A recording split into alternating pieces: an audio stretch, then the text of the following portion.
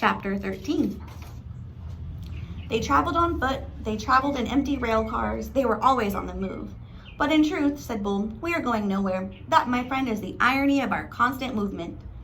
Edward rode in Bull's bedroll, slung over Bull's shoulders, with only his head and ears sticking out. Bull was always careful to position the rabbit so that he was not looking down or up, but was instead forever looking behind him, at the road they had just traveled. At night, they slept on the ground under the stars.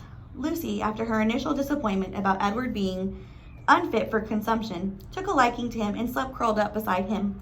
Sometimes she even rested her muzzle on his china stomach, and then the noises she made in her sleep, whimpering and growling and chafing, resonated inside Edward's body.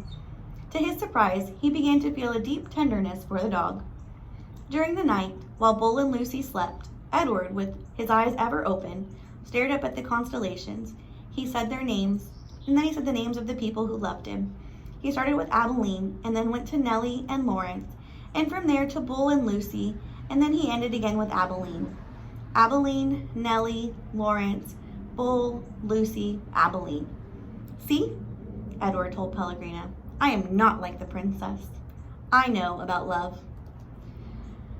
There were times, too, when Bull and Lucy gathered around the campfire with other tramps. Bull was a good storyteller and an even better singer. Sing for us, Bull, the men shouted.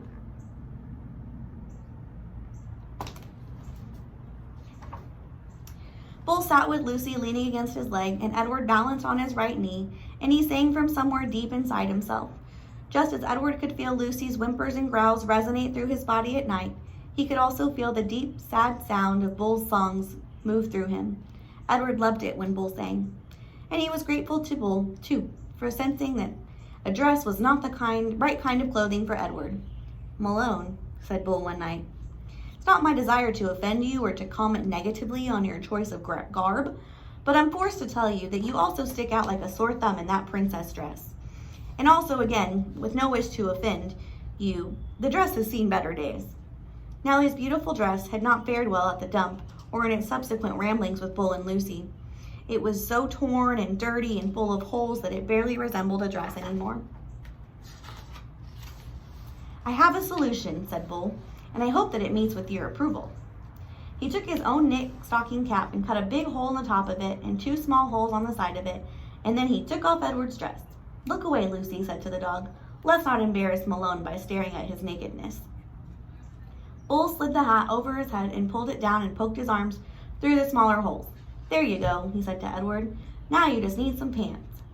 The pants Bull made himself, cutting up several red handkerchiefs and sewing them together so they formed a makeshift covering for Edward's long legs.